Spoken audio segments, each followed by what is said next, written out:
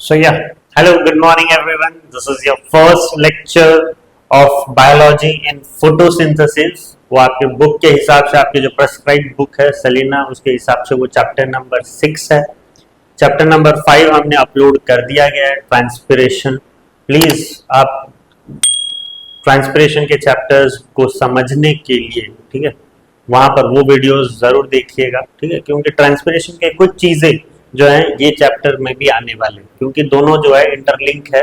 Transpiration और photosynthesis आप बोल सकते हो कि एक दूसरे के बिना हो नहीं सकते। अगर फोटोसिंथेसिस होना है तो ट्रांसपिरेशन होना बहुत जरूरी है, नहीं तो फोटोसिंथेसिस नहीं हो पाएगा। ओके, वैसा भी आप बोल सकते हो। तो दोनों का जनरली इंटरकनेक्शन है, ट्रांसपिरेशन और फोटोसिंथेसिस का। ऐसा नहीं है कि आप ये चैप्टर नहीं पढ़े तो ये चैप्टर आपको समझ में नहीं आएगा।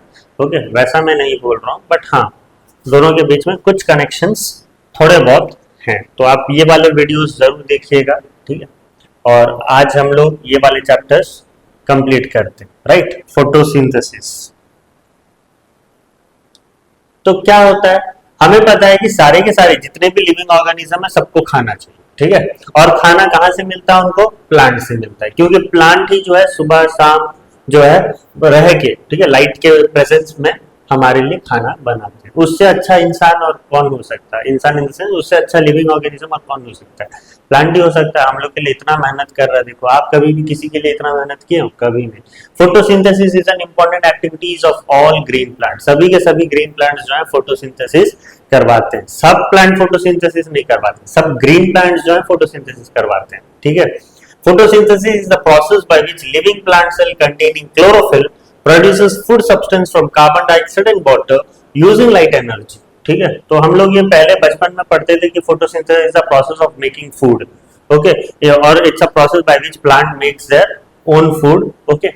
वो वाले डेफिनेशन अभी आप मत लिखिएगा, ठीक है। अभी यहाँ पर आपको क्या करना है, photosynthesis is a process by which plant contain chlorophyll. Chlorophyll को होना बहुत जरूरी है, ठीक है। क्लोरोफिल होने के बाद वो क्या करते हैं, फूड सब्सटेंस बनाते हैं, जैसे कि ग्लूकोज बनाते हैं, फिर से ग्लूकोज और ऑक्सीजन बनाते हैं। और वो किससे बनाते हैं? उनके लिए रॉ मटेरियल क्या है? कार्बन डाइऑक्साइड है और वाटर है। कार्बन डाइऑक्साइड और वाटर मिलके जो है ग्लूकोज और ऑक्सीजन में बदलते हैं। तो रॉ मटेरियल के हिसाब से उनको कार्बन डाइऑक्साइड और वाटर लेना है, और वो सब चीज होता है इन प्रेजेंस ऑफ सनलाइट, ठीक है, यूजिंग लाइट एनर्जी। तो फोटोसिंथेसिस का ये जो है एक समराइज्ड डेफिनेशन है, okay. So it's a process by which living plant cell containing chlorophyll produces food substances like glucose or oxygen from carbon dioxide and water using light energy, okay. और वो हमें पता है कि एक लाइट सपोर्टिंग गैस जो है हमें दे रहा है, plant releases oxygen as a by product during photosynthesis. वो जो है एंड प्रोडक्ट नहीं बोला जाएगा या वेस्ट मटेरियल नहीं बोला जाएगा, ऑक्सीजन जो है एक बाय प्रोडक्ट है, ठीक है। ये हमेशा आप याद रखिएगा। Photosynthesis is ultimately the source of energy and food for all living beings, directly for plant and indirectly for animals and humans who eat plant or plant eating animals, ठीक है। तो वो खाना बना रहा है, फोटोसिंथेसिस अपने लिए तो बना रहे हैं प्लांट, वो खुद भी खाता है, ठीक है, खुद बनाता है खाना और खुद खाता है, और साथ में हमें भी वो दे रहा है, ठीक है। अगर हम डायरेक्टली क्या कर सकते हैं, प्लांट को खा के जो है अपना पेट भर सकते हैं, या फिर हम क्या करते हैं, प्लांट ईटिंग एनिमल्स को ही खा जाते हैं, ठीक है, राइट। जो हार्बिवोर्स होते हैं ना, प्लांट ईटिंग एनिमल्स, हम उन्हीं को खा के क्या है, इनडायरेक्टली प्लांट हमें खाने को दे ही रहा है, ओके। तो हम प्लांट में डायरेक्टली फीड हो रहे हैं, या फिर जो एनिमल्स जो प्लांट खा रहे हैं वो एनिमल में हम लोग फीड होने लग जा रहे हैं, ठीक है। तो सोचिए, हम खाना तो बना नहीं रहे हैं, लेकिन यही सब चीज हम कर रहे हैं, ठीक है। प्लांट को कभी खा रहे हैं, या फिर अगर प्लांट नहीं मिला तो हम ये एनिमल को ही खा लेते हैं जो प्लांट खाता है, ओके। तो सोचिए, photosynthesis is the only biological process which releases oxygen into the atmosphere. अगर हम लोग बात करें ऑक्सीजन रिलीज का, तो फोटोसिंथेसिस ही एक तरीका है जिससे ऑक्सीजन रिलीज होता है, और कोई तरीका नहीं है। इसीलिए जो है अभी कंटिन्यूअसली कैंपेन्स चल रहा है कि safe plant safe tree, safe plant safe tree, क्योंकि ऑक्सीजन की कमी होने लग गई है, ठीक है। और अगर ऐसे ही चलता रहा, ठीक है, इंडस्ट्रियल का डेवलपमेंट होना सही है, लेकिन पेड़ काट के, ठीक है, इंडस्ट्रियल का डेवलपमेंट सही नहीं है, क्योंकि अगर आप पेड़ कम कर रहे हो तो ऑब्वियसली आप ग्लोबल वार्मिंग बढ़ाओगे, ठीक है।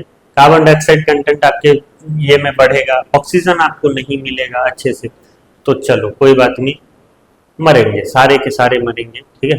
तो वही है, फोटोसिंथेसिस नहीं हो पाएगा अच्छे से। तो अगर आपको अच्छे से जीना है, ठीक है, टेम्परेचर कम रखना है, ग्लोबल वार्मिंग जैसे भारी भारी चीज़ें आपके जो अर्थ में नहीं होना है, तो फिर आपको पेड़ लगाना होगा। तो लगाइए, आज जाके 2-4 पेड़ लगाइए, ओके, रोज लगाइएगा, ताकि आपका फ्यूचर सिक्योर रहे।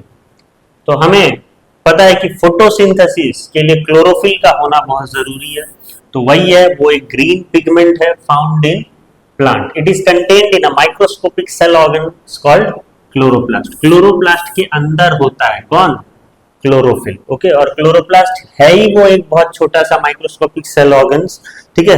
तो इससे इसके अंदर जो है क्लोरोफिल होता है, और सिर्फ क्लोरोफिल ही नहीं होता, इसके अंदर और 2 पिगमेंट होते हैं, that is called as xanthophyll, ठीक है, ज़ैंथोफिल, और एक होता है कैरोटीन, ठीक है।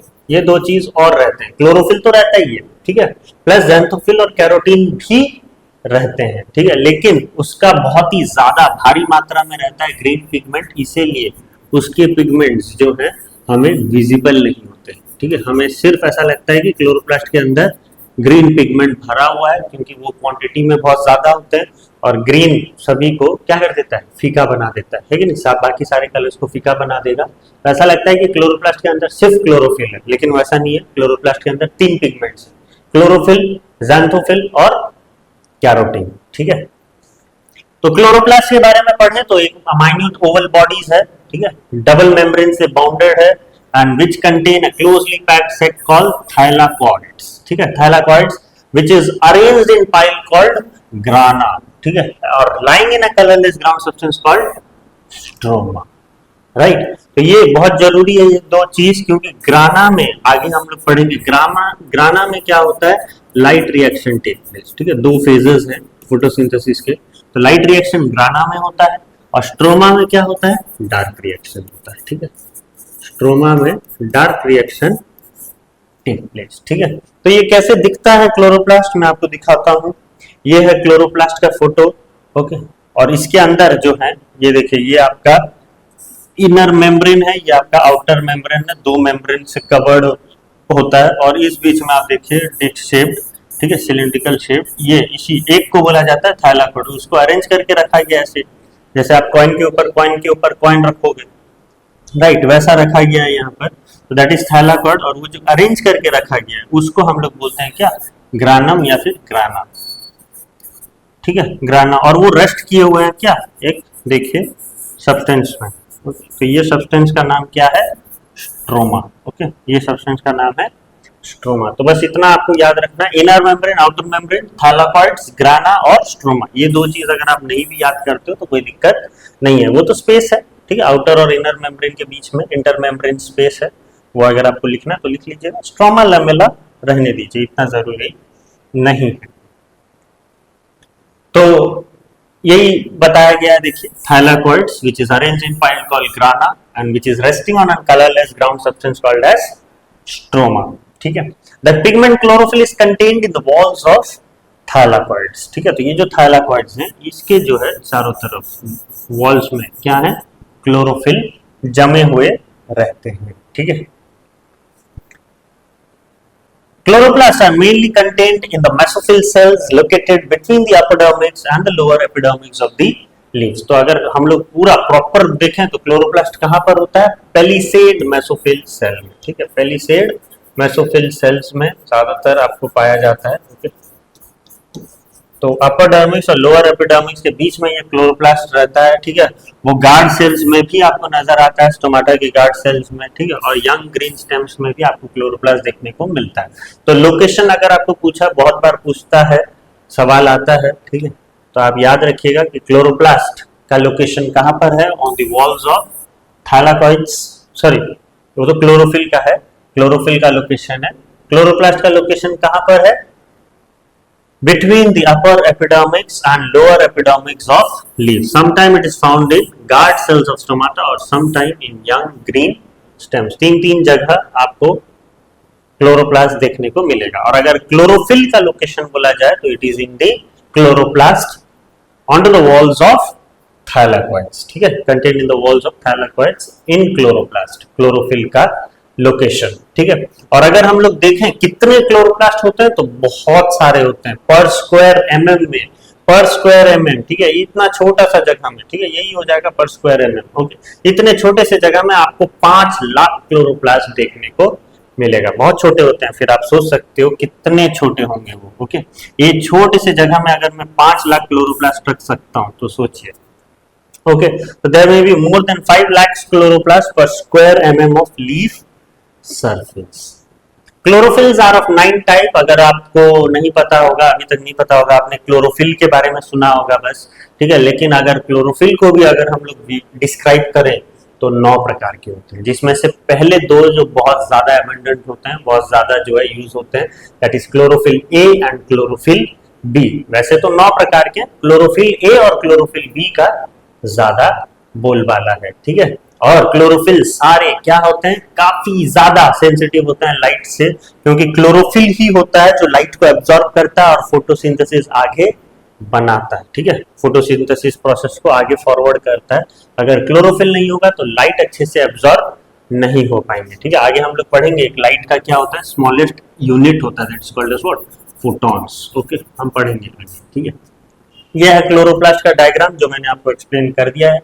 The grass growing in the shade under a stone turn yellowish due to non-formation of new chlorophyll and due to disintegration of older one in absence of light। तो ये भी आपने देखा होगा कि ये जो ग्रास वगैरह होते हैं, ठीक है, घास फूस जो होते हैं, जो एक बहुत बड़ा ऐसा पत्थर है, ठीक है, और पत्थर के ऐसे साइड में सोच लीजिए घास है, तो उनको अच्छे से सनलाइट नहीं मिलता है, तो उनके जो ओल्डर क्लोरोफिल है वो डिसइंटीग्रेट होते हैं और न्यू क्लोरोफिल बन नहीं पाते, क्योंकि लाइट एब्जॉर्ब नहीं कर पा रहे हैं, राइट, ये लाइट जो है एब्जॉर्ब नहीं कर पा रहे हैं, तो वो क्या होते हैं फिर, और ग्रीन नहीं रहते हैं, वो फिर क्या बन जाते हैं, येलोइश बन जाते हैं, ठीक है, क्योंकि उसमें क्लोरोफिल का मात्रा कम होने लगता है, तो ग्रीन पिगमेंट जो है वो कम होने लगेगा, तो वो क्या होने लग जाते हैं, येलोइश, क्योंकि उसके बाकी के जो पिगमेंट्स है ना क्लोरोप्लास्ट के अंदर वो दिखने लग जाते हैं और क्लोरोफिल का कंटेंट कम होने लगता है, तो वो ग्रीन नहीं दिख के फिर क्या दिखने लग जाते हैं, येलोइश दिखने लग जाते हैं दूसरे पिगमेंट के वजह से। तो वही यहाँ पर वो बोल रहा है कि it turns yellowish due to non formation of new chlorophyll and due to disintegration of older one in absence of light. फिर है regulation of stomatal opening for letting in carbon dioxide, okay, इसके बारे में पढ़ते हैं क्या हो रहा है। देखिए, हमें पता है कि स्टोमाटा कहाँ पर होते हैं, लार्ज नंबर में कहाँ पर होता है, lower surface of a leaf, ठीक है, ये हमने ट्रांसपिरेशन में पढ़ा हुआ था, अपर सरफेस और लोअर सरफेस, ये हमने चेक भी किया था, हाँ चेक किया था ना, कोबाल्ट क्लोराइड का पेपर लेके, ओके, तो कोबाल्ट क्लोराइड का पेपर लेके हमने चेक भी किया था कि स्टोमाटा कहाँ पर ज्यादा है, कहाँ पर ज्यादा होगा, अगर ज्यादा स्टोमाटा ज्यादा होगा तो ट्रांसपिरेशन ज्यादा होगा, इसलिए कोबाल्ट क्लोराइड का पेपर बहुत जल्दी ही क्या हो जाएगा, पिंक हो जाएगा, ठीक है। तो cobalt chloride stomatas are minute opening which is occur in large numbers on the lower surface of a leaf. The main function of stomata is to let in carbon dioxide from the atmosphere for photosynthesis. तो stomata का main function क्या है, atmosphere में जितने भी carbon dioxides हैं उनको अंदर लेना, ठीक है, तो वो कार्बन डाइऑक्साइड अंदर लेता है और वही फोटोसिंथेसिस में काम आता है, क्योंकि कार्बन डाइऑक्साइड एक रॉ मटेरियल है जो किसके साथ मिलता है, पानी के साथ मिलता है, और क्या बनाता है, हमारे लिए खाना बनाता है, ठीक है। Transpiration is a price which the plant पे फॉर फोटोसिंथेसिस, ये बहुत बड़ा वर्ड है, ठीक है, बहुत बड़ा जो है सेंटेंस है। अगर फोटोसिंथेसिस प्लांट को कराना है तो प्लांट जो है क्या देता है, अब फोटोसिंथेसिस है तो ऑब्वियसली उसको कुछ तो देना पड़ेगा ना, फोटोसिंथेसिस बना रहा है तो वो पेमेंट के तौर से वो क्या करता है, ट्रांसपिरेशन देता है, ठीक है, एटमॉस्फेयर को ट्रांसपिरेशन देगा तो एटमॉस्फेयर उसको क्या करेगा, कार्बन डाइऑक्साइड और ऐसे वाटर्स जो है रॉ मटेरियल्स देगा जो फोटोसिंथेसिस के लिए करना होता है। तो यहाँ पर भी वो भी हम लोग के लिए ही काम कर रहा है, लेकिन तब भी उसको जो है कुछ कीमत चुकाना पड़ रहा है, तो वो क्या कीमत है, ट्रांसपिरेशन, ठीक है, ट्रांसपिरेशन एक कीमत है जो प्लांट चुका रहा है, किसके लिए, फोटोसिंथेसिस, हमारे ही मदद करने के लिए। देखिए फिर भी वो मेहनत कर रहा है, ट्रांसपिरेशन दे रहा है, तभी उसको CO2 और H2O मिल रहा है, तो सोचो, ठीक, प्लांट जैसा बनो लाइफ में। The closing and opening of stomata on account of the movement of water in and out of the guard cell. ठीक है, तो ये आप देखिए, ये मैंने जो है आपके लिए एक डायग्राम रखा हुआ है, that is opening of stomata and that is closing of stomata. Okay, there are two theories about the opening and closing of stomata। देखिए दो थ्योरी है उसके रिलेटेड, एक है पोटेशियम आयन कंसंट्रेशन थ्योरी और एक है शुगर कंसंट्रेशन थ्योरी। ध्यान से सुनिएगा, यहाँ से ये थ्योरी से क्या है, एक direct fill in the blanks आ जाता है 5 मार्क का। ओके, पैराग्राफ वे में एक फिल इन द ब्लैंक्स आ जाता है, आपको खत्म करना है, पूरा करना है उसको। तो देखिएगा ध्यान से क्या होता है पोटेशियम आयन कंसंट्रेशन थ्योरी। तो पोटेशियम आयन कंसंट्रेशन थ्योरी है the stomatal opening and closing depend on the generation of potassium ion। ठीक है, तो स्टोमाटा का खुलना बंद होना किसके ऊपर डिपेंड करता है, कितना amount of potassium ion generate हो रहा है। ठीक है, तो ड्यूरिंग डे टाइम, दिन के समय क्या होता है, the chloroplast in the guard cells photosynthesize which lead to the productions of ATP. Okay, तो सुबह के समय क्या हो रहा है, जो क्लोरोप्लास्ट होता है वो फोटोसिंथेसाइज करना चाहता है। ओके, और फोटोसिंथेसिस करने के लिए वो फिर एनर्जी रिलीज करता है और they help in productions of ATP. ATP मतलब एडिनोसाइन ट्राइफॉस्फेट। एडिनोसाइन ट्राइफॉस्फेट वो क्या माना जाता है, उसको energy currency of the cell माना जाता है। ठीक है, याद रखना, उसको एक टैग दिया हुआ है, energy currency of the cell. ठीक है, energy currency of the cell. Okay, तो ड्यूरिंग डे टाइम क्लोरोप्लास्ट क्या हो रहा है, फोटोसिंथेसाइज हो रहा है। ओके, और इसके वजह से एटीपी प्रोड्यूस हो रहा है। अब ये जो एटीपी प्रोड्यूस हुआ है वो क्या करेगा, वो आपके जो नेबरिंग सेल्स है ना, हाँ, गार्ड सेल्स के चारों ओर, ठीक है, गार्ड सेल के चारों ओर जो एपिडर्मल सेल्स होते हैं, उससे वो क्या करता है, पोटेशियम आयन लेता है और कहां पर डाल देता है, वो पोटेशियम आयन गार्ड सेल्स के अंदर डाल देता है। कौन डालता है, एटीपी डालता है। ATP actively pump the potassium ions of the neighbouring epidermal cells into the guard sales. ठीक है, तो ये जो चारों ओर जो एपिडर्मल सेल्स होता है, ठीक है, वहां से वो क्या करता है, वहां से वो क्या करता है, पोटेशियम आयन खींचता है और किसके अंदर डालता है, गार्ड सेल्स के अंदर डालता है। ओके, यही है एटीपी का काम। अब इसके वजह से क्या होता है, पोटेशियम आयन बहुत ज्यादा बढ़ जाता है गार्ड सेल्स के अंदर, क्योंकि वो तो सारा ले आया, एपिडर्मल सेल से सारे पोटेशियम आयन ले आए और गार्ड सेल के अंदर भरते गया, तो इसमें पोटेशियम आयन का कंसंट्रेशन काफी बढ़ जाता है गार्ड सेल्स के, और इसके वजह से क्या होता है, पोटेशियम आयन बढ़ जाता है, तो that makes them hypertonic. Hypertonic आपको पढ़ा हुआ है अब्जॉर्प्शन बाय रूट में कि हाइपरटोनिक हाइपोटोनिक क्या होता है। ठीक है, तो इसके वजह से so more water from the neighbouring epidermal cell is drawn in and guard cells becomes more turgid due to endosmosis. ठीक है, तो यहाँ पर क्या हो रहा है, देखिए बहुत पोटेशियम आयन काफी बढ़ गया है गार्ड सेल्स के लिए, तो इसके वजह से हाइपरटोनिक हो जाता है, और इसके लिए हाइपरटोनिक होने के लिए वो तो सही बात नहीं है, तो फिर से क्या है, पानी लेके आया जाता है, नेबरिंग एपिडर्मल सेल से पानी लेके आया जाता है और पानी को भरा जाता है किसमें, गार्ड सेल के अंदर। ठीक है, तो गार्ड सेल के अंदर फिर जब पानी भरते हैं तो वो क्या होता है, फूल जाएगा, एंडोस्मोसिस के कारण वो फूल जाएगा और that becomes what, turgid. They bulges outward to open out the stomatal pore. ठीक है, फिर जो है वो क्या होगा, फूल जाएगा, फूल जाने से ये स्टोमेटल पोर क्या हो जाता है, खुल जाता है, बल्ज हो जाता है। ठीक है, जिसके वजह से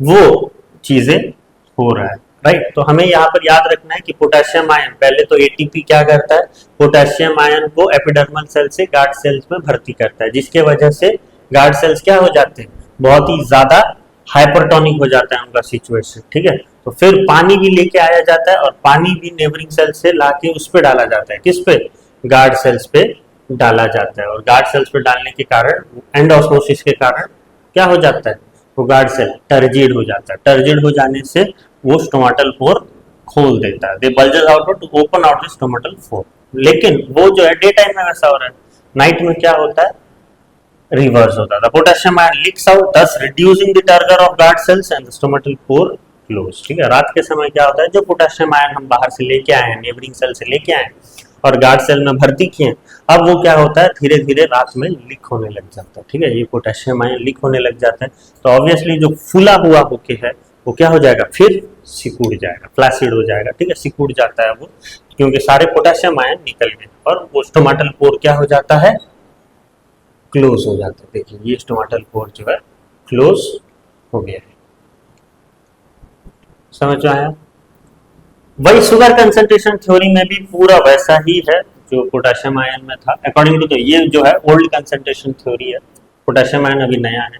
तो during day time the guard sales begin photosynthesis and the glucose produced during the process increases the osmotic pressure withdrawing water from the adjoining cells to the end osmosis। ठीक है, तो वहां पर क्या होता है शुगर कंसंट्रेशन थ्योरी में, सुबह के समय, ठीक है, डे टाइम में सनलाइट के प्रेजेंट में गार्ड सेल फोटोसिंथेसिस करता है, जिसके वजह से ग्लूकोज बहुत बनते हैं, रैपिडली ग्लूकोज का जो है प्रोडक्शन होता है, और जितना प्रोडक्शन ग्लूकोज का होता है उतना जल्दी हम ट्रांसपोर्ट भी नहीं कर पाते हैं। हम लोग आगे पढ़ेंगे तो क्या करते हैं वो हम लोग आगे पढ़ेंगे, है ये वाला चीज। तो ग्लूकोज प्रोड्यूस हो रहा है, ग्लूकोज प्रोड्यूस होने के कारण गार्ड सेल्स के अंदर ऑस्मोटिक प्रेशर काफी बढ़ जाता है, ठीक है, और withdrawing water from the adjoining cells due to endosmosis. ठीक है, तो वो फिर क्या करता है, बाहरी एपिडर्मल सेल से क्या करता है, पानी लेके आता है, withdrawing water from the adjoining cells due to endosmosis. ठीक है, एंड ऑस्मोसिस से पानी लेके आता है, फिर इसके वजह से गार्ड सेल्स क्या हो जाता है, टर्जिड हो जाता है, पानी भर जाने के कारण बाहर जो है bulges outward, the diffusion of gas in and out begins for fulfilling the need for photosynthesis and for allowing transpiration। ठीक है, इसके वजह से ये सारी चीजें हो रहे हैं। तो ये ओल्ड शुगर कंसंट्रेशन थ्योरी है, आप इसमें याद रखिएगा कि जब ड्यूरिंग डे टाइम क्या होता है, गार्ड सेल फोटोसिंथेसिस करता है, और फोटोसिंथेसिस करने की वजह से ग्लूकोज प्रोड्यूस होता है भारी मात्रा में, और वही ग्लूकोज क्या करता है, ऑस्मोटिक प्रेशर बढ़ा देता है। ऑस्मोटिक प्रेशर बढ़ा देने के कारण उनको पानी जो है ड्रॉ करना पड़ता है। ओके, ऑस्मोटिक प्रेशर बढ़ जा रहा है मतलब उनको ऑस्मोसिस करना पड़ता है ना, ठीक है, to prevent osmosis osmotic pressure buildups, right. तो वो क्या करता है, पानी ड्रॉ करते हैं from the adjoining cells due to endosmosis, और इसकी वजह से गार्ड सेल्स क्या हो जाता है, काफी ज्यादा टर्जिड हो जाता है। ओके, और बल्जेस आउटवर्ड, ठीक है, एंड बल्जेस आउटवर्ड।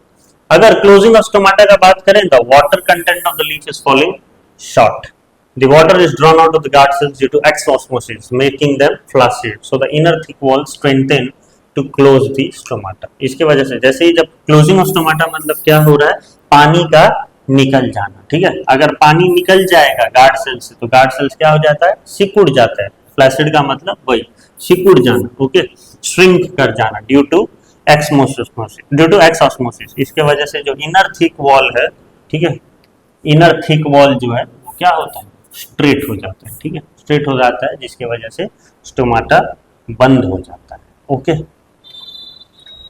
फोटोसिंथेसिस का अगर प्रोसेस देखें, the principal centre for the process of photosynthesis is the mesophyll cell, both palisade and spongy mesophyll cells. ठीक है, अगर सेंटर का बात करें, फोटोसिंथेसिस कहाँ हो रहा है उसके बारे में बात करें तो कहां पर होता है, खास करके मेसोफिल सेल में। During day time when sunlight falls on the leaf, the light energy is trapped by the chlorophyll, मैंने बताया हुआ है, ठीक है।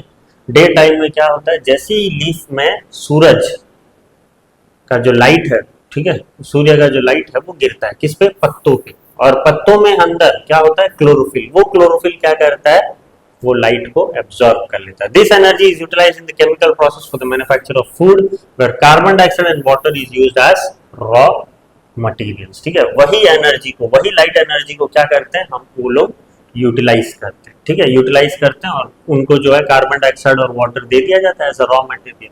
तो carbon dioxide plus water in presence of light they prepare food, they start manufacturing food. So carbon dioxide from the atmosphere enter the leaf by diffusion through the stomata, water is taken up by the roots and sent through stems and finally to the leaves by xylem। तो उनको carbon dioxide कैसे मिलता है, raw material के हिसाब से, और water कैसे मिलता है, वाटर तो चलो रूट से मिल ही जाता है, रूट एब्जॉर्ब करता है, और वो फिर क्या करता है, थ्रू जाइलम बाकी सब जगह में डिस्ट्रीब्यूट कर देता है, तो उस हिसाब से पानी पहुंच जाता है लीव्स पे, ठीक है। और कार्बन डाइऑक्साइड कैसे मिलता है, एटमॉस्फेयर से मिलता है उनको, ठीक है, तो वो लीफ में एंटर करता है एटमॉस्फेयर से, ठीक है, bye diffusion through the stomata, stomata के डिफ्यूजन से जो है कार्बन डाइऑक्साइड लीफ में एंटर करता है एटमॉस्फेयर से, तो इस हिसाब से उनको कार्बन डाइऑक्साइड और पानी मिल जाता है, ठीक है। फिर वो क्या करते हैं, लाइट एनर्जी ट्रैप करते हैं, सन्स एनर्जी, कार्बन डाइऑक्साइड और वाटर मिलके हमें क्या देते हैं, sugar, that is glucose plus oxygen, और फिर हमें 6H2O पानी मिलता है। वो जो है पानी क्या होता है, फिर से यूटिलाइज होता है आगे चल के, ये 6H2O फिर जो है फिर यूज होगा 6H2, नहीं तो वैसे अगर देखेंगे तो सिर्फ 6CO2 plus 6H2 give rise to क्या, C6H12O6 प्लस 6O2। ये है फोटोसिंथेसिस का रिएक्शन, ठीक है। लेकिन इसमें फिर जो है क्या होता है, पानी रिलीज होता है और यही पानी को फिर से यूटिलाइज किया जाता है आगे के प्रोसेस में। देखिए, a 6 molecule of water liberated at the end of the process are those that are reformed during a chain of reaction and not out of the original one। Okay, तो ये जो छह मॉलिक्यूल ऑफ वाटर जो है ना, वो असल में क्या करते हैं, हम क्यों रिलीज करते हैं, ताकि ये पानी को हम फिर से जो है यूटिलाइज कर सके, फिर से रिफॉर्म तरीके से उसको यूज कर सके, इसीलिए। ओके, तो ये जो है दिखाया हुआ है palisade and spongy mesophyll sales. देखिए यहीं पर ये फोटोसिंथेसिस हो रहा है अच्छे से, ठीक है। This is the upper epidermis, okay, and this is the lower epidermis, okay. इसी के बीच में, ठीक है, आपके क्लोरोप्लास्ट रहते हैं, बोला है ना वो, अपर एपिडर्मिक्स और लोअर एपिडर्मिक्स। यहाँ पर ही क्लोरोप्लास्ट रहेगा, और क्लोरोप्लास्ट रहेगा तो क्लोरोफिल रहेगा, और यहीं पर फोटोसिंथेसिस पूरा होता है। ये बहुत जरूरी है, इससे क्वेश्चन जरूर आता है, ठीक है। फेज ऑफ फोटोसिंथेसिस, दो फेज हैं, एक है लाइट डिपेंडेंट फेज और एक है लाइट इंडिपेंडेंट फेज। इसको हम लोग लाइट रिएक्शंस भी बोलते हैं, और लाइट इंडिपेंडेंट को हम लोग डार्क रिएक्शन बोलते हैं। इसका एक और नाम भी है, याद रखिएगा, उसको हील्स रिएक्शन भी बोलते हैं, ठीक है, हील्स रिएक्शन, ठीक है, हील्स रिएक्शन भी बोला जाता है। तो यहाँ पर ये फेज में क्या है, light play the key role, a series of chemical reactions, ठीक है, take place initiated by light, therefore the phase is called photochemical phase। क्यों जो है जनरली क्या होता है, देखिए ये फेज में लाइट का रोल बहुत ज्यादा है, और वो लाइट के प्रेजेंस में होता है, इसीलिए कभी कभी उसको फोटोकेमिकल फेज भी बोला जाता है, ठीक है। और ये लाइट रिएक्शंस कहाँ पर होगा, जहाँ क्लोरोफिल होगा, और क्लोरोफिल कहाँ पर लटके होते हैं, वॉल्स ऑफ थाइलाकॉइड्स में, ठीक है। तो ये जो लाइट रिएक्शन है वो कहाँ होगा, थाइलाकॉइड में होगा, या फिर आप पर्टिकुलरली बोल सकते हो कहाँ पर होगा, ग्राना में होगा, ठीक है, क्योंकि वही थाइलाकॉइड को क्या रखा होता है, पाइल में अरेंज करके रखा होता है, that is called as grana containing chlorophylls of the chloroplast. तो हमेशा याद रखना कि लाइट रिएक्शन कहाँ पर होता है, थाइलाकॉइड्स में होता है, जो arrange in a piles called what, ग्राना, okay. तो वहां पर ये लाइट रिएक्शन हमेशा से होता है। अब ये लाइट रिएक्शंस जो है दो स्टेप में होता है। पहला तो क्या होता है, क्लोरोफिल का एक्टिवेट, और दूसरा क्या होता है, स्प्लिटिंग ऑफ वाटर। तो क्लोरोफिल कैसे एक्टिवेट होंगे, वही क्लोरोफिल तो रहते हैं इसके अंदर, क्लोरोप्लास्ट के अंदर। तो जैसे ही लीफ में सनलाइट गिरता है तो वो क्या हो जाते हैं, एक्टिवेट हो जाते हैं। The chlorophyll become activated by observing क्या, फोटॉन्स। जैसे ही लाइट गिरता है लीफ में तो वो क्या करने लगते हैं, वो लाइट को एब्जॉर्ब करने लगते हैं। तो वो क्या कर रहे हैं, एब्जॉर्बिंग फोटॉन्स। फोटॉन्स क्या है, वो एक smallest unit of light energy है, अपने अंदर क्या करते हैं, फोटॉन एब्जॉर्ब करने लगते हैं। फोटॉन एब्जॉर्ब करने के कारण क्या होता है, क्लोरोफिल एक्टिवेट हो जाता है, ओके। फिर पानी का टूटना, the absorbed energy is used in splitting the water. तो जो क्लोरोफिल एक्टिवेट के लिए जो एनर्जी यूज किया हुआ है, ठीक है, वही जो एब्जॉर्ब एनर्जी पाया है, वो एब्जॉर्ब एनर्जी क्या है, यूज करते हैं हम किसको तोड़ने के लिए, पानी को तोड़ने के लिए। Splitting the water molecule into its two component, दो कंपोनेंट में हम पानी को तोड़ते हैं। हमेशा याद रखना जो दो कंपोनेंट है वो क्या है, हाइड्रोजन आयन है, ठीक है, और ऑक्सीजन। हाइड्रोजन मत लिखिएगा, हाइड्रोजन आयन, क्योंकि ये देखिए H प्लस मतलब हमने पढ़ा है वो क्या है, एक प्रोटॉन ही तो है। H प्लस को हम लोग क्या बोल सकते हैं, प्रोटॉन, क्योंकि उसने एक इलेक्ट्रॉन था बेचारा के पास, हाइड्रोजन के पास, वो भी दे दिया, वो एक इलेक्ट्रॉन भी दे दिया। तो बस अब उसके पास क्या बचे, एक प्रोटॉन बचा, क्योंकि एक इलेक्ट्रॉन था वो भी वो शेयर कर दिया, इसकी वजह से वो आयन बन गया, दे दिया अपना, इसलिए H प्लस बन गया, ओके। तो वो क्या करता है, 2H2O टूटेगा 4 हाइड्रोजन आयन में, और इसके लिए 4 हाइड्रोजन आयन है तो ऑब्वियसली 4 इलेक्ट्रॉन्स रिलीज करेगा, क्योंकि एक हाइड्रोजन एक इलेक्ट्रॉन रिलीज करता है, तो 4 हाइड्रोजन 4 इलेक्ट्रॉन रिलीज करेंगे, ठीक है, और प्लस O2 रहता है, ठीक है। तो यहाँ पर वो चीजों को, ये रिएक्शन को, जो ऊपर वाला जो रिएक्शन है ना, उसी को बोला जाता है क्या, फोटोलाइसिस। क्योंकि लाइसिस का मतलब होता है टूटना, ब्रेक, स्प्लिट होना, ओके, और फोटो लाइट, ठीक है, क्योंकि ये लाइट के प्रेजेंस में हो रहा है ये चीज। तो ब्रेकिंग ऑफ वाटर मॉलिक्यूल्स, ठीक है, splitting of water molecules by absorption of light energy is known as photolysis. ठीक है, photolysis is the process by which water is split up using the absorbed energy. Okay, तो photolysis भी कहां पर होता है? जहां पर ये चीज हो रहा है, कहां पर हो रहा है? ग्राना में हो रहा है। तो photolysis occurs in grana of a chloroplast and is defined as the splitting of water molecule into hydrogen ion and oxygen in presence of light। तो कभी कभी फोटोलाइसिस का डेफिनेशन पूछा जाता है, तो आप ये दे दीजिएगा। ठीक है, अब क्या होगा फोटोलाइसिस के बाद? अब हमें ये मिल चुका है, ये हाइड्रोजन हमें मिल चुका है। तो the hydrogen ion are picked up by a compound called NADP। ठीक है, तो ये जो हाइड्रोजन, जो फोटोलाइसिस में हमें जो हाइड्रोजन मिला है, वो कौन पिकअप करेगा? NADP। हमेशा याद रखना NADP क्या है? Full form nicotinamide. ठीक है, निकोटिनामाइड एडेनाइन डाइन्यूक्लियोटाइड फॉस्फेट। ठीक है, ये है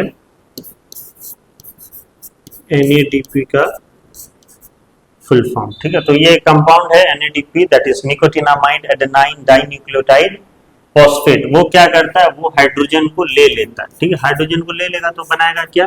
NADPH। NADPH that is again nicotinamide adenine dinucleotide hydrogen phosphate होता है। वैसे तो फिर NADP नहीं लिख के NADHP लिखना चाहिए, लेकिन हम लोग NADPH लिखते हैं। लेकिन लिखते समय उसका फुल फॉर्म लिखते समय क्या होगा? Nicotinamide adenine dinucleotide hydrogen phosphate, ना कि phosphate hydrogen. Okay, hydrogen phosphate होता है।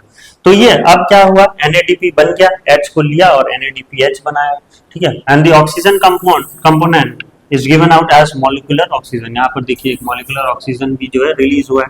The electrons are used in converting ADP into ATP by adding one inorganic phosphate। तो ये जो इलेक्ट्रॉन्स है ना, वो इलेक्ट्रॉन हम यूज करते हैं किसके लिए?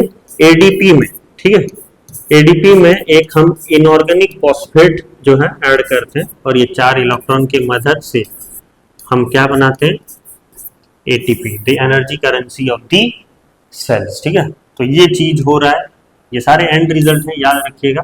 ADP में फॉस्फेट मिलता है। ठीक है, एडेनाइन डाइफॉस्फेट। ठीक है, एडेनोसाइन डाइफॉस्फेट में हम जब फॉस्फेट मिलाएंगे तो क्या बनेगा? Adenosine triphosphate. तो वही जो है फॉस्फेट का जो है यहाँ पर ऐड होता है, इसीलिए उसका नाम जो है क्या दिया होता है? Phosphorylation reaction. ठीक है, फॉस्फेट। ओके, फॉस्फेट से आया फॉस। ओके, तो फॉस्फोरिलेशन रिएक्शन इसलिए बोला जाता है क्योंकि इसमें फॉस्फेट ऐड हो रहा है। और उसका एक और नाम भी है, क्योंकि वो लाइट के प्रेजेंस में हो रहा है, इसलिए उसको कभी कभी क्या बोला जाता है? Photophosphorylation reaction. कभी कभी नहीं, हमेशा, क्योंकि हमेशा लाइट के प्रेजेंस में ही होता है वो चीज, इसलिए उसका पूरा नाम क्या है? Photophosphorylation reaction. ठीक है, तो ये था आपके लाइट डिपेंडेंट रिएक्शन, बहुत जरूरी है। ठीक है, याद रखिएगा, यहाँ पर आपको ये याद रखना है कि उसको हील रिएक्शन भी बोला जाता है। ठीक है, दूसरी बात, उसको कभी कभी फोटोकेमिकल फेज बोला जाता है, क्योंकि लाइट के प्रेजेंट में होता है। कहां पर होता है ये आपको याद रखना है, ग्राना में होता है, या थैलाकॉइड्स में बोल सकते हो, thylakoids which are arranged in piles called grana. और इसमें 2 स्टेप्स होते हैं। एक तो पहले क्लोरोफिल का एक्टिवेट होना। क्लोरोफिल का एक्टिवेट कैसे होता है? लाइट एनर्जी एब्जॉर्ब करके in the form of protons. ठीक है, फिर वो जो एब्जॉर्ब लाइट जो उसने क्या किया है, जो लाइट जो एनर्जी को एब्जॉर्ब किया है, वो यूज करके क्या करता है? वाटर को तोड़ता है। किसमें? हाइड्रोजन आयन में और ऑक्सीजन में, जिसको हम लोग बोलते हैं फोटोलाइसिस। ठीक है, तो ये जो हाइड्रोजन आयन मिला है, वो हाइड्रोजन आयन फिर कौन यूज करता है?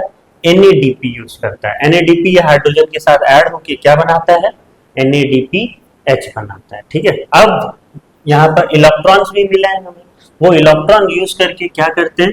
ADP में हम फॉस्फेट मिलाते हैं, और ये इलेक्ट्रॉन यूज करते हैं, और फिर हम बनाते हैं क्या? ATP। तो addition of phosphate, inorganic phosphate to adenosine diphosphate gives you adenosine triphosphate. ठीक है, अब ये जो फॉस्फेट का एडिशन है, इसीलिए उसको कभी कभी फॉस्फोरिलेशन रिएक्शन बोला जाता है, और वो लाइट के प्रेजेंट में होता है, इसीलिए प्रेजेंस में होता है, इसीलिए फोटोफॉस्फोरिलेशन रिएक्शन।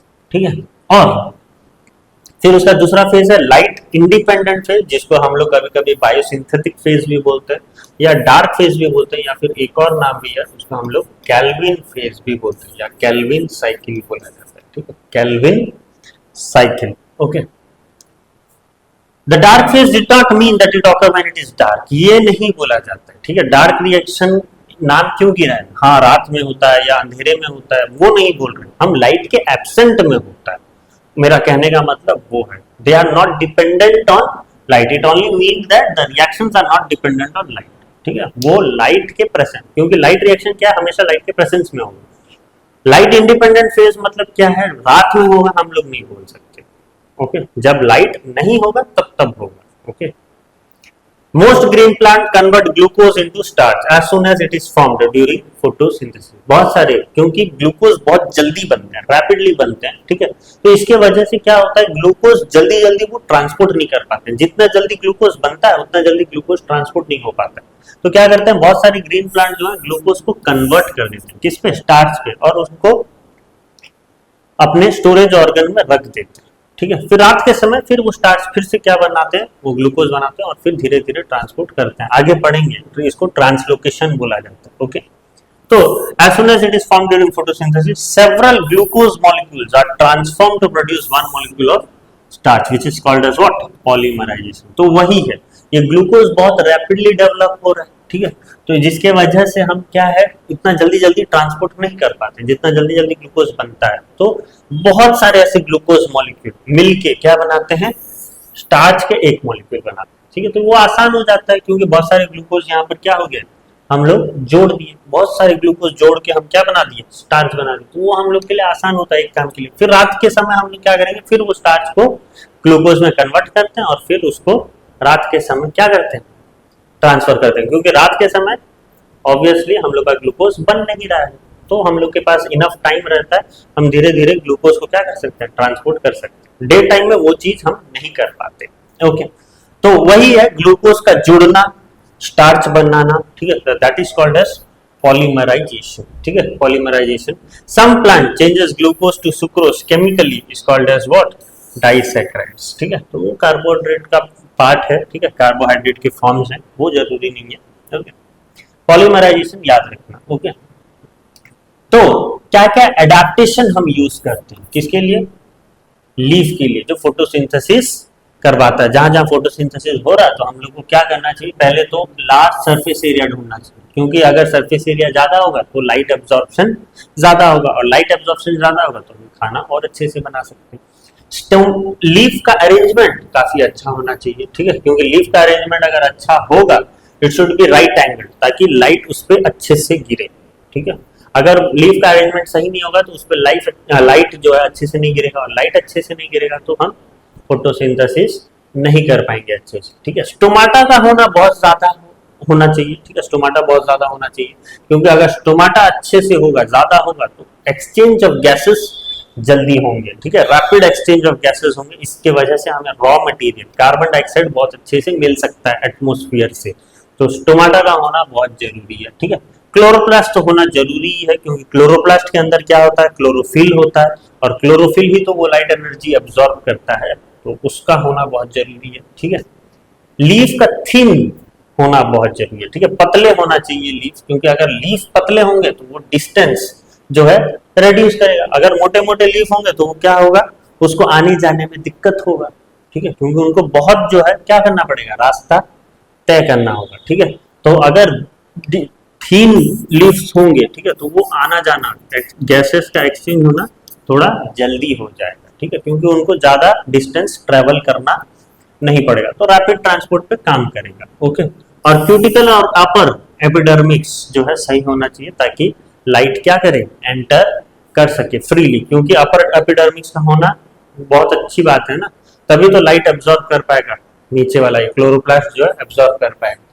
अपर एपिडर्मिक्स से होते हुए लाइट तो आएगा ना क्लोरोप्लास्ट में, तो उसका भी सही होना जरूरी है। ओके, और extensive vein system, rapid transport to and from the mesophyll cell, vein system अच्छा होना चाहिए, जैसे आपका अगर आपके वेन सिस्टम अच्छे नहीं होंगे तो फिर ब्लड क्या ट्रेवल कर पाएगा क्या सब बॉडी में, वैसे यहाँ पर भी, ठीक है, वेन सिस्टम अच्छा होना चाहिए, ताकि ट्रांसपोर्ट अच्छे से होते रहे, कहीं रुकावट ना आए। ओके, तो ये है सारे एडेप्टेशन, बहुत बार आता है ये सवाल, तो ध्यान से देखिएगा, ये 7 एडेप्टेशन जो फोटोसिंथेसिस में काम आने वाले हैं। फिर आपको पता है कि फोटोसिंथेसिस के 3 एंड रिजल्ट्स हैं, ठीक है, एंड प्रोडक्ट्स हैं, ठीक है। पहला तो ग्लूकोज मिल रहा है हमें, दूसरा पानी मिल रहा है और तीसरा ऑक्सीजन मिल रहा है। ये 3 एंड प्रोडक्ट्स ऑफ फोटोसिंथेसिस है। तो ग्लूकोज जो मिल रहा है वो हम 4 तरीके से यूज कर सकते हैं, ठीक है। पहले तो हम क्या करते हैं, प्लांट सेल से इमीडिएटली कंज्यूम हो जाता है, कुछ ग्लूकोज जो है प्लांट सेल इमीडिएटली कंज्यूम कर देते हैं, ठीक है। कुछ जो है वो क्या करते हैं, सुक्रोज में जो है कन्वर्ट कर देते हैं, कन्वर्टेड इनटू सुक्रोज, मतलब सिंपल सुगर, ओके। और कुछ जो है वो स्टोर करके रखते हैं, ग्लूकोज का जल्दी डेवलपमेंट होने के जल्दी जो है क्या होता है, प्रोडक्शन होने के कारण वो स्टार्च पे कन्वर्ट कर देते हैं, ठीक है। बहुत सारे ग्लूकोज स्टार्च में कन्वर्ट हो जाते हैं, पॉलीमराइजेशन हमने पहले पढ़ा है, ठीक है। और उसको स्टोर करके रखे रहते हैं जो रात में उन पे काम करते हैं, ओके। और कुछ glucose used in synthesising fat and protein, ठीक है। तो हम 4 तरीके से जो ग्लूकोज मिला है हम यूज कर सकते हैं, okay. These are the 4 different ways through which glucose can be used, okay. और फिर जो पानी मिल रहा है वो तो हम यूज करते हैं या रिफॉर्म होता है, वो फिर से फोटोसिंथेसिस प्रोसेस में हम यूज करते हैं। The water produced in the process may be reutilised in continuance of photosynthesis, ठीक है। और तीसरा है आपका oxygen. Some of the oxygen may be used in respiration in the leaf cell, but the major portion of it is not required and it is diffuses out into the atmosphere through the stomata. और oxygen का जरूर है, मैं आपको बताना ही नहीं है मुझे, ठीक है, क्योंकि आपको खुद को पता है कि ऑक्सीजन कितना ज्यादा जरूरी होता है। तो कुछ बस ऑक्सीजन जो है प्लांट अपने लिए रखते हैं और मैक्सिमम मेजर पोर्शन ऑक्सीजन का वो क्या करते हैं, एटमॉस्फेयर में छोड़ देते हैं, जिसके लिए हम सारे जिंदा हैं, ओके। मैं बार बार ये बोल रहा हूँ कि ग्लूकोज बहुत जल्दी डेवलप होते हैं, बहुत जल्दी प्रोडक्शन होते हैं, जिसके वजह से हम ट्रांसपोर्ट इतना जल्दी नहीं कर पाते। वही अभी हम लोग पढ़ने वाले हैं कि कैसे जो है, देखिए, utilisation of synthesised food and its translocation क्या बोला जाता है। देखिए फिर से मैं वही बोलने वाला हूँ, food manufactured in the leaf is required for use by all other parts of the plant. The glucose is formed in the leaf very rapidly during photosynthesis and it cannot be transported to other part with the same rapidity, so it is converted into insoluble starch for temporary storage. At night the starch is reconverted into soluble sugar, again into glucose, which is transported in solution through the veins of the leaf and down through the phloem of the stem. In this way it get transported to different part of the plant, which is known as translocation, ठीक है। तो ये बहुत ही जरूरी है, glucose का बनना बहुत जल्दी जल्दी होता है, ठीक है। ग्लूकोज बहुत जल्दी जल्दी बनता है, तो इतना जल्दी जल्दी बनता है ताकि हम उसको ट्रांसपोर्ट ही नहीं कर पाते हैं, भीड़ मच जाता है। तो हम क्या करते हैं, एक बार के लिए वो ग्लूकोज को हम बदल देते हैं, चेंज कर देते हैं, क्या कन्वर्ट कर देते हैं, किस पे, इनसॉल्युबल स्टार्च पे कन्वर्ट कर देते हैं और उसको टेम्पररी स्टोरेज रख देते हैं, ठीक है। फिर रात के समय जब ग्लूकोज का प्रोडक्शन बंद हो जाता है, फिर जो हमने ये टेम्पररी स्टोरेज के जैसे जो स्टार्च को हमने पाया है, वो स्टार्च को फिर से हम क्या करते हैं, नाइट में रिकन्वर्ट करते हैं, किस पे, वही ग्लूकोज पे या सॉल्युबल शुगर्स पे, ठीक है। और फिर वो ग्लूकोज को ट्रांसपोर्ट करते हैं थ्रू क्या, वेन ऑफ दी लीफ, ठीक है। लीफ के वेन से फिर हम उसको ट्रांसपोर्ट करते हैं, या फिर फ्लोएम का काम ही है फूड मटेरियल सबको ट्रांसपोर्ट करना। फ्लोएम जो है ट्रांसपोर्ट करता है, जिस हिसाब से फिर हम बाकी सारे जगह में ये ग्लूकोज को भेज सकते हैं। It get transported to different part of the plant, वही पूरा प्रोसेस को हम ट्रांसलोकेशन बोलते हैं। अगर फोटोसिंथेसिस के फैक्टर्स के बारे में बात करें तो क्या क्या फैक्टर्स हैं, there are 4 externals and 3 internal factors affecting photosynthesis. पहला है क्या, लाइट इंटेंसिटी, ठीक है। फोटोसिंथेसिस इंक्रीज विद, आपको तो पता ही है, जितना लाइट अच्छा से अब्सॉर्ब करेगा फोटोसिंथेसिस उतना अच्छा होगा, ठीक है। कार्बन डाइऑक्साइड कंसंट्रेशन याद रखना, 0.02% कार्बन डाइऑक्साइड में रेट ऑफ फोटोसिंथेसिस काफी अच्छा होता है। और एक होता है 0.05%, ठीक है। 0.05% में कार्बन डाइऑक्साइड का कंसंट्रेशन में फोटोसिंथेसिस जो है हाईएस्ट रेट में होता है। ये ग्राफ भी दिया हुआ है, देखिए 0.02 में, ठीक है, और 0.05 में, ठीक है। तो रेट ऑफ फोटोसिंथेसिस काफी ज्यादा होता है, कब, 0.05% में, और highest rate of photosynthesis reached eight 0.02% में, ठीक है। टेम्परेचर वही है, टेम्परेचर का अगर राइज हुआ, ज्यादा टेम्परेचर हुआ तो ट्रांसपिरेशन ज्यादा होगा, फोटोसिंथेसिस भी ज्यादा होगा। ओके, लेकिन हाँ इतना ज्यादा भी नहीं होना चाहिए। बेहतरीन रिजल्ट फोटोसिंथेसिस बढ़िया होगा कब? 35 degree Celsius, that is known as optimum temperature. 35 degree Celsius में फोटोसिंथेसिस बहुत अच्छे से होगा। ठीक है, फोटोसिंथेसिस इज मैक्सिमम। ठीक है, फोटोसिंथेसिस इज मैक्सिमम। लेकिन अगर 40 डिग्री से ज्यादा होने लगा तो फिर दिक्कत होने लगेगी। ठीक है, above 40 degree photosynthesis rate declines and stops. Transpiration भयानक तरीके से होगा। ठीक है, तो फोटोसिंथेसिस नहीं हो पाएगा अच्छे से। 40 डिग्री से ज्यादा नहीं होना है। वाटर कंटेंट, ऑब्वियसली वाटर अगर नहीं होगा, स्कैरसिटी मतलब ट्रांसपिरेशन ज्यादा हो रहा है, पानी का कमी है, तो वो फोटोसिंथेसिस क्या करेगा? रिड्यूस करेगा ही, क्योंकि पानी तो चाहिए। एटलीस्ट 1%, 1 से 2% जो है पानी यूज करता है वो फोटोसिंथेसिस के लिए। अगर उतना भी पानी हम उसको ना दें तो फोटोसिंथेसिस हो पाएगा क्या? अच्छे से नहीं हो पाएगा। तो अगर ट्रांसपिरेशन ज्यादा होगा तो वाटर का स्कैरसिटी हमें देखने को मिलेगा, कमी देखने को मिलेगा। और वाटर का कमी हुआ तो रेट ऑफ फोटोसिंथेसिस भी कम होगा। इंटरनल फैक्टर में वही है क्लोरोफिल। अगर क्लोरोफिल कम हुआ तो ऑब्वियसली फोटोसिंथेसिस भी रिड्यूस होगा। क्लोरोफिल अच्छा है तो क्या करेगा? वो लाइट एनर्जी ट्रैप करेगा। लाइट एनर्जी बाहर से अगर ट्रैप कर पाया तो फोटोसिंथेसिस अच्छे अच्छे होने लगेंगे। ठीक है, मतलब अच्छे अच्छे इन द सेंस फोटोसिंथेसिस जल्दी जल्दी हो पाएगा। ओके, फिर है प्रोटोप्लाज्म का। अगर प्रोटोप्लाज्म डिहाइड्रेट, मतलब वहां पर प्रोटोप्लाज्म अगर सिकुड़ जा रहा है या कुछ डिहाइड्रेट हो जा रहा है, ठीक है, तो वो फोटोसिंथेसिस को कम कर देगा। ठीक है, फोटोसिंथेसिस को कम कर देगा।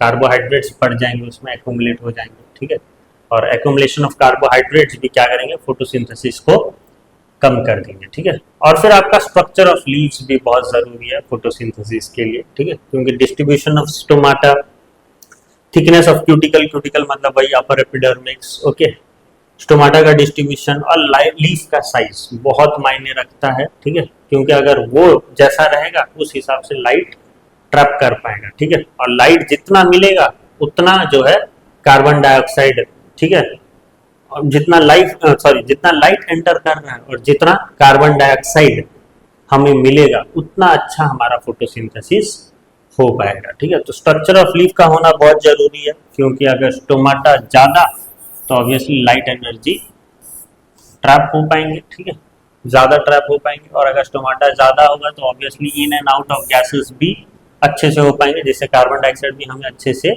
मिल पाएगा। ओके, तो कुछ ऐसे डेजर्ट प्लांट्स होते हैं या फिर एफिफाइट्स। एफिफाइट्स मतलब these are what plants? Non parasitic plants which grow on another plant. ठीक है, राइट, एक के ऊपर एक जो ग्रो होता है, दैट इज कॉल्ड एज एफिफाइट्स। तो वो क्या करते हैं? रात के समय भी ऑक्सीजन रिलीज करते हैं। ठीक है, they are able to release oxygen even during the night. ठीक है, मतलब फोटोसिंथेसिस रात के समय भी हो सकता है। ठीक है, कौन करता है? कुछ डेजर्ट प्लांट्स या एफिफाइट्स, एग्जांपल एलोवेरा, तुलसी, नीम, पीपल, वो क्या करते हैं? रात के समय में फोटोसिंथेसिस कभी कभी करते हैं। ठीक है, यूजिंग अ डिफरेंट पाथवे, और ये पाथवे का नाम क्या है? CAM pathway. ठीक है, CAM पाथवे क्या होता है?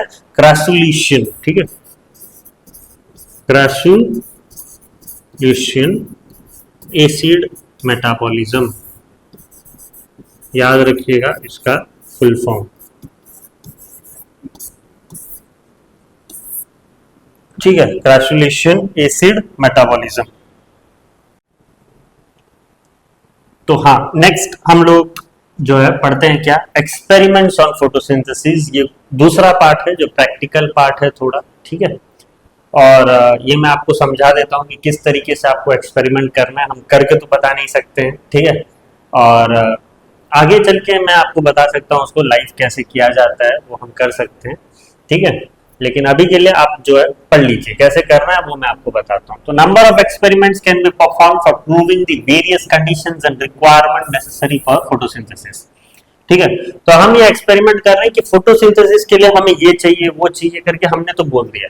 ठीक है, क्यों चाहिए, कैसे हम लोग उसका ये रिक्वायरमेंट को क्या कर सकते हैं? जस्टिफाई कर सकते हैं, वो हम एक्सपेरिमेंट से कर सकते हैं। तो पहली बात, इसके लिए आपको क्या होना चाहिए? एक डिस्टार्च्ड प्लांट लेना होगा। ठीक है, destarched plant is the one whose leaves are free from starch. ठीक है, हमेशा याद रखना, डिस्टार्चिंग मतलब लीफ से, पत्तों से स्टार्च रिमूव कर देना। तो कैसे हम पत्तों से जो है स्टार्च रिमूव करेंगे? पहले ये हमें करना होगा।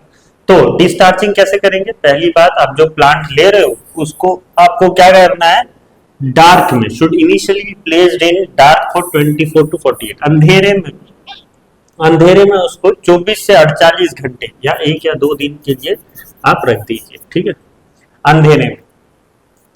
फिर वो पीरियड के time all the starch will be removed from the leaves and stored in the storage. इसके कारण 1 या 2 दिन में आप अंधेरे में रख दीजिए, जिससे लीफ से सारे के सारे स्टार्च निकल जाएंगे और कहां पर स्टोर हो जाएंगे, स्टोरेज ऑर्गन्स में। The leaf will not show the presence of starch, अब जो है वो स्टार्च नहीं दिखाएगा। ये छोटा सा तरीका आपको अपनाना होगा। अब हम जो है लीफ को टेस्ट करेंगे कि ये लीफ में स्टार्च है या नहीं, ठीक है। हमने ऐसा तो कर दिया, लेकिन अब है या नहीं है वो हम चेक करेंगे, ठीक है। तो हम लोग को पहले क्या करना है, आयोडीन टेस्ट करना है। उसमें कैसे करेंगे आयोडीन टेस्ट? तो जो लीफ हम चेक कर रहे हैं, ठीक है, जिसमें स्टार्च है या नहीं, वो लीफ को हम किस में डीप करेंगे, हम लोग बॉइलिंग वाटर में उसको थोड़ा बूंद देंगे, ठीक है। किसको? ये लीफ को, फॉर अ मिनट। हम क्यों कर रहे हैं बॉइलिंग वाटर में, क्यों हम लोग उसको जो है डीप कर रहे हैं? ताकि उसके सारे सेल्स मर जाए, ठीक है, to kill the cells, okay. फिर आपको ये लीफ को बॉईल करना है। कहां पर, किसमें बॉईल करना है? मिथाइलेटेड स्पिरिट में, ठीक है, मिथाइलेटेड स्पिरिट में आपको बॉईल करना है, ठीक है। जब तक ये लीफ क्या हो जाए, पेल व्हाइट ना हो जाए, तब तक आपको ये बॉईल करना है, ओके। और हम बॉईल क्यों कर रहे हैं मिथाइलेटेड स्पिरिट में? ताकि हम उसका क्लोरोफिल रिमूव कर सकें, ठीक है, to remove the chlorophyll, to उसका पिगमेंट हटाने के लिए, ठीक है, उसको पेल व्हाइट कर दिया जाएगा। अब जो है जिसके वजह से क्लोरोफिल अब रिमूव हो गया, तो अब जो लीफ है वो क्या हो जाएगा, हार्ड एंड ब्रिटल, टान हो जाएगा, ठीक है, बहुत हार्ड हो जाएगा। फिर हम लोग क्या करेंगे, उसको फिर से हॉट वाटर में प्लेस करेंगे, उसको ये करने के लिए, सॉफ्ट करने के लिए, ठीक है। हॉट वाटर में हमने उसको प्लेस कर दिया सॉफ्ट करने के लिए, ठीक है। और फिर उसको हम क्या करेंगे, एक डिश में, ठीक है, एक बर्तन में आप उसको क्या करिएगा, ऐसा रेस्ट करवा दीजिएगा, ठीक है, उसको रख दीजिएगा एक डिश में। अब ये पत्ते को हमने रख दिया और इसमें हम डालेंगे क्या, अब धीरे धीरे इसमें हम क्या डाल देंगे, आयोडीन सोल्यूशन स्टार्ट, ठीक है। सिर्फ आयोडीन नहीं, आयोडीन सोल्यूशन। आयोडीन सोल्यूशन में क्या क्या होता है देख लीजिए। आयोडीन होता है 0.3 ग्राम, पोटेशियम आयोडाइड होता है 1.5 ग्राम और वाटर होता है 100 ml। तो ये 3 चीज हम डाल देंगे, ठीक है, धीरे धीरे करके। किसमें? ये लीफ में। The presence of starch will be indicated by a blue black colour, ठीक है। अगर आयोडीन सोल्यूशन डालने से कलर, जहां जहां ब्लू ब्लैक आपको कलर नजर आएगा लीफ का, वहां पर आप बोल सकते हो कि स्टार्च है। और जहां पर ब्लू ब्लैक नहीं नजर आएगा, जहां पर आपको ब्राउन कलरेशन नजर आएगा, वहां पर आप बोलोगे कि ये जो है स्टार्च वहां पर नहीं, ठीक है। तो वो आपको देखना है। यहाँ पर स्टार्च का प्रेजेंस आप कैसे देख सकते हो, आयोडीन टेस्ट, एक आयोडीन केमिकल यूज करके, आयोडीन सोल्यूशन यूज करके आप ये चीज को देख सकते हो कि आपके लीफ में स्टार्च है या नहीं। आयोडीन सिर्फ मत लिखिएगा, क्या लिखिएगा, आयोडीन सोल्यूशन, क्योंकि आयोडीन सोल्यूशन में और भी 2 चीजें हैं जो जरूरी है, सिर्फ आयोडीन से नहीं होने वाला है चीज, ओके। आयोडीन सोल्यूशन आपको लेना है, तो इससे हम लोग लीफ में टेस्ट कर सकते हैं। अगर एक्सपेरिमेंट वाइज अगर हम लोग देखें तो क्यों क्लोरोफिल जरूरी माना जाता है फोटोसिंथेसिस के लिए, to show that chlorophyll is necessary for photosynthesis. इसके लिए हम लोग को क्या करना पड़ेगा, एक प्लांट लेना होगा with variegated leaf. Variegated leaf मतलब क्या होता है, इस प्रकार से होगा, देखिए, ठीक है, डिस्कलरेशन, कहीं पर ग्रीन होता है, कहीं पर ब्राउन टाइप का थोड़ा सूख गया होता है पत्ता, ओके, उस तरीके का लीफ होगा, that is called as variegated leaf, having some green and some non green areas. कहीं कहीं पर थोड़ा ग्रीन एरियाज रहते हैं, कहीं कहीं पर नॉन ग्रीन एरियाज होते हैं, उस प्रकार का लीफ आप लीजिएगा। फिर उसको डिस्चार्ज कर दीजिएगा। डिस्चार्ज आपको पता ही है, अंधेरे में रख दीजिए 1-2 दिन के लिए, अपने डिस्चार्ज हो जाएगा वो, ठीक है। आफ्टर अ फ्यू आवर, ठीक है, कुछ घंटे बाद एक लीफ वहां से लीजिएगा, प्लग 1 लीफ, और ये वो लीफ का आपको क्या करना है, एक पेपर में आउटलाइन ड्रॉ कर लेना है, ठीक है। Make it's outline on paper and mark the green and non green areas of the outlines, ठीक है। और ये आउटलाइंस में आपको ग्रीन एरिया और नॉन ग्रीन एरिया स्पेसिफाई कर देना, अलग कर देना, ठीक है। तो फिर आप क्या करिएगा, वो लीफ को प्रेजेंस स्टार्च है या नहीं है वो करके आप टेस्ट करिएगा, ओके। तो आपको पता है अगर लीफ में हम लोग स्टार्च का प्रेजेंस देखें तो हम लोग को क्या चाहिए, आयोडीन सोल्यूशन चाहिए। और आयोडीन सोल्यूशन में ग्रीन एरिया क्या हो जाएंगे, ब्लूइश टर्न हो जाएंगे, और नॉन ग्रीन एरियाज कैसे चेंज हो जाएंगे, brown. Only the green part of the leaf turn bluish, showing the presence of starch. ठीक है, ये देखिए, तो यहाँ पर ये वाला जो है आपके येलोज एरिया है, ये आपके ग्रीन एरिया है। ठीक है, this is variegated leaf before starch test, starch test के बाद। अब वही लीफ क्या हो जाएगा, ऐसा बन जाएगा। ठीक है, area unaffected by starch test. ठीक है, ये जो येलो कलर के हैं वो अनअफेक्टेड रहेगा। ठीक है, जैसा है वैसा ही रहेगा। लेकिन ये जो ग्रीन का इलाका था वो क्या हो जाएगा, area affected by starch test, वो क्या हो जाएगा, ब्लू ब्लैक हो जाएगा। Variegated leaf after starch test. Okay, तो वही, इससे हम लोग को पता चला कि हाँ, क्लोरोफिल का होना बहुत जरूरी है फोटोसिंथेसिस के लिए। ठीक है, अगर फोटोसिंथेसिस में जनरली, क्योंकि देखिए यहाँ पर क्लोरोफिल था ही नहीं, तो वो येलो का येलो ही रह गया, वो अनअफेक्टेड रहा। ठीक है, तो क्लोरोफिल का होना, ग्रीन पिगमेंट का होना बहुत जरूरी है। ठीक है, उससे हमें पता चला। अब सनलाइट कितना जरूरी है फोटोसिंथेसिस के लिए वो जानेंगे हम लोग को। फिर से वही प्लांट लेना है, एक डी स्टार्च लीफ लेके, और हमें क्या करना है, ये ही लीफ को, एक ही लीफ को क्या करना है, एक ब्लैक पेपर से बांध देना। ठीक है, ऐसे ब्लैक पेपर से मैंने क्या कर दिया, उसको हाइड कर दिया। ये सारे सनलाइट में एक्सपोज हैं, और ये वाले क्या है, एक्सपोज नहीं है। ठीक है, मैंने जो है ब्लैक पेपर उसके अराउंड डिजाइन से पेस्ट कर दिया। After few hour test the leaf, हमें ये लीफ को टेस्ट करना है। तो जो ब्लैक पेपर से जो कवर है, जो ब्लैक पेपर से कवर है, वो तो क्या होगा, जैसा है वैसा ही रहेगा। ठीक है, और जो सनलाइट में एक्सपोज्ड है वो क्या हो जाता है, सनलाइट में जो एक्सपोज्ड है वो क्या हो जाएगा, ऐसा कलर चेंज हो जाएगा उसका, और जो हमने कवर किया होगा वो ग्रीन ही रहेगा। तो इसका मतलब क्या है, देखिए, it will be observed that only the part of the leaf which could get light through the cutout design as well as those they were left uncovered by the paper turn black, showing the presence of starch। ठीक है, तो जो light में expose था, जो light में expose था वही चेंजेस देखने को, मतलब वो चेंजेस हमें देखने को मिला वही जगह में, और जो लाइट में एक्सपोज नहीं था वो उसका स्टार्च भी कुछ नहीं बिगाड़ पाएगा। स्टार्च बिगाड़ पाएगा, स्टार्च बस वो जगह को क्या कर दिया, ब्लू ब्लैक कर दिया, जो सनलाइट पे एक्सपोज थे, और जो सनलाइट पे एक्सपोज नहीं थे उसको वो टच भी नहीं किया। ठीक है, वो ग्रीन का ग्रीन ही रह गया। तो इसके लिए हमें पता चला कि लाइट का होना भी बहुत जरूरी है। ठीक है, अगर सनलाइट नहीं होगा तो हमें फोटोसिंथेसिस नहीं होगा, वो जगह में फोटोसिंथेसिस नहीं होगा। ठीक है, कार्बन डाइऑक्साइड कितना जरूरी है फोटोसिंथेसिस के लिए वो भी जानेंगे हम एक्सपेरिमेंट से। फिर से आपको क्या करना है, एक डी स्टार्च लीफ ही लेना है। ठीक है, एक लीफ आपको प्लग करना है, और वो लीफ आपको क्या करना है, through a split cord into a conical flask containing potassium hydroxide, क्योंकि पोटेशियम हाइड्रोक्साइड क्या करता है, कार्बन डाइऑक्साइड को अब्सॉर्ब करता है। एक सवाल आ सकता है यहाँ पर कि potassium hydroxide absorb carbon dioxide, true और फॉल्स, तो आपको ट्रू करना है। ठीक है, ट्रू में आपको टिक करना है। ओके, तो हम कैसे करेंगे भाई, एक पत्ता लीजिएगा, मैंने एक पत्ता लिया है, देखिए। ठीक है, और उसको मैंने क्या किया है, एक कॉनिकल फ्लास्क में डिप कर दिया है। ठीक है, ये है आपका स्प्लिट कॉर्ड, इसके मदद से आपने उसको अंदर भेज दिया। ओके, राइट, अंदर जो है आपने इंसर्ट किया हुआ है, और यहाँ पर है आपका क्या, ये वाला चीज है KOH, पोटेशियम हाइड्रोक्साइड। अब क्या होगा ये पत्ते के साथ, देखते हैं।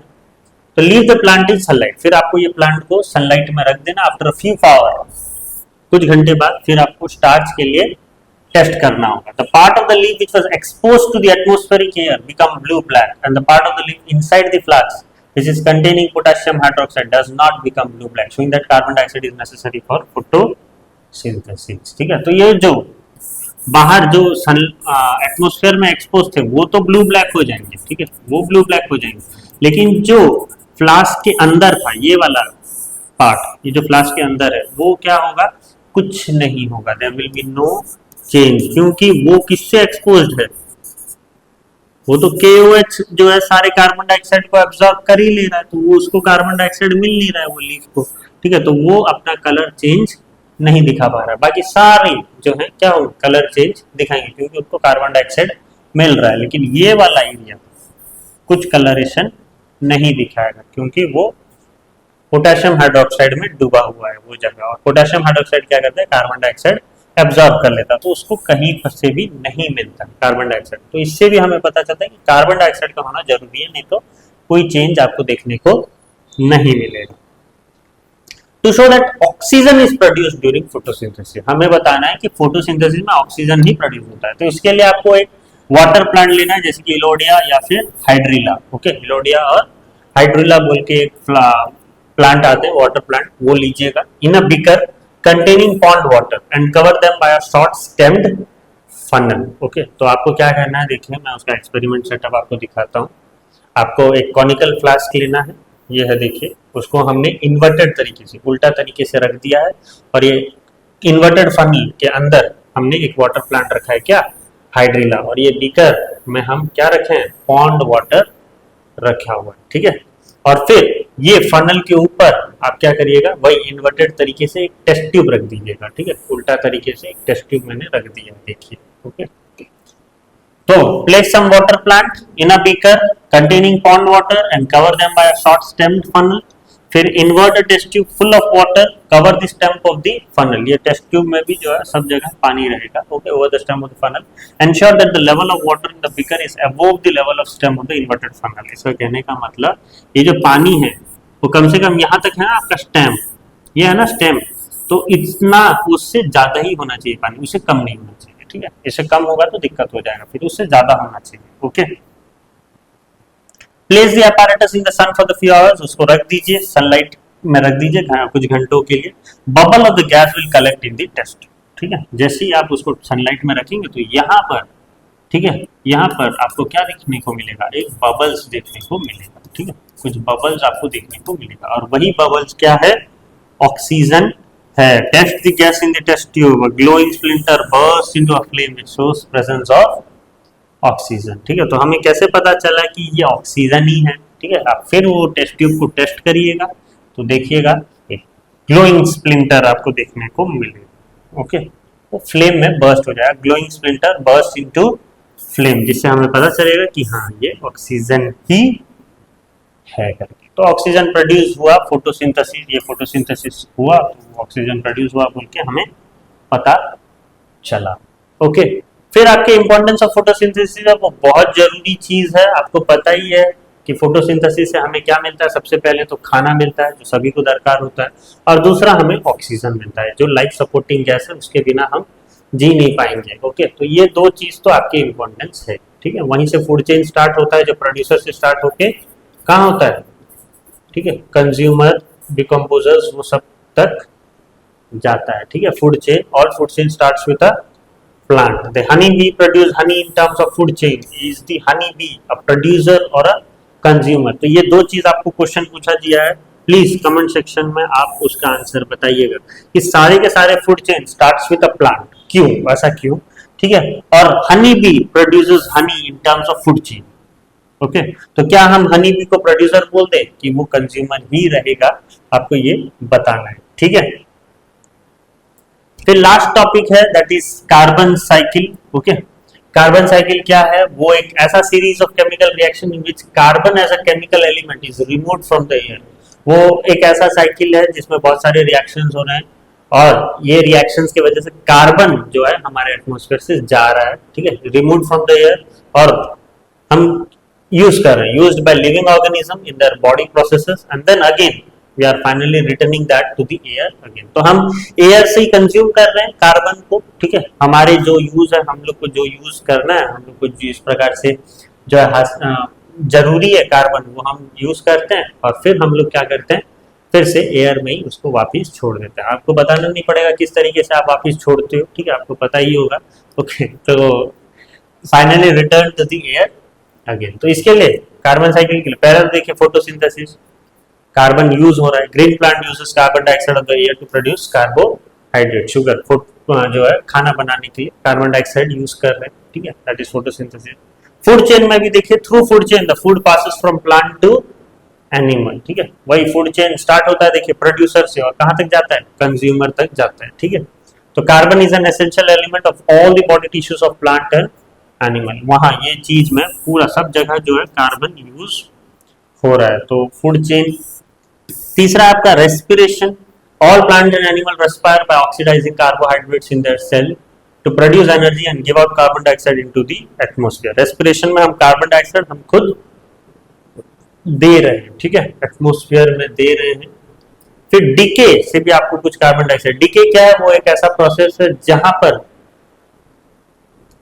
ऑर्गेनिक मैटर्स, ठीक है, जो हैं वो क्या होते हैं, एक सिंपलर कंपाउंड्स में बदलते हैं, ठीक है। As a dead organic matter converts into a simple organic matter, okay. As a dead remains of plant and animal, सड़े हुए, ठीक है, सड़े हुए एनिमल्स, प्लांट्स जो मर जाते हैं, ठीक है, are consumed by bacteria and fungi. आप किसी भी चीज पे आप देखिएगा, कोई भी चीज अगर मर जाता है या कुछ उसमें बैक्टीरिया या फंगी लग जाते हैं और तुरंत 2-4 दिन के अंदर उसको खत्म कर देते हैं, ठीक है। कितना बड़ा सा बड़ा जो है जानवर का मौत हो जाए, आप देखिएगा वही जगह में, ठीक है, वो खत्म हो जाएंगे, ठीक है। With in 5 to 6 days decomposers उस पर फीड कर करके उसको पूरा खत्म करेंगे, ठीक है।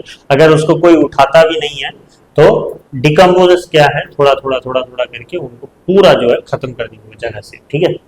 So the dead remains of plant and animals are consumed by bacteria and fungi. These bacteria and fungi are called as what? Decomposers. Decomposers क्या करते हैं? Organic matter को break down करते हैं, कार्बन डाइऑक्साइड एटमॉस्फेयर में release करते हैं, ठीक है, और अपना काम करते हैं। अगर डिकम्पोजर्स नहीं होंगे तो एक समय आएगा जहां पर हम हमारे खुद के वेस्ट जितने हम जनरेट करते हैं उसमें हम डूब जाएंगे, ठीक है।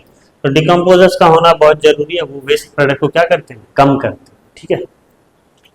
तो वही है, that the process of breaking down organic matter releasing carbon dioxide back into the atmosphere is called as decay, ठीक है।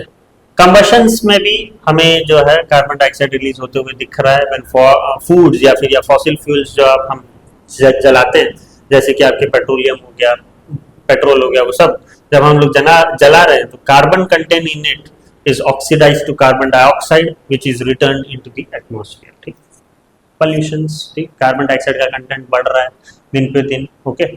और लाइमस्टोन जब हम हीट करते हैं, ठीक है, तब भी हम बहुत tremendous amount of carbon dioxide is release, certain amount of CO2 is release during burning of limestone in lime kilns, ठीक है। लाइम किल्न्स में भी जब हम जो है लाइमस्टोन को बर्न कर रहे हैं तो भी हमें CO2 रिलीज होते हुए दिख रहा है, ठीक है। तो ये है, देखिए, आपका कार्बन साइकिल, ओके।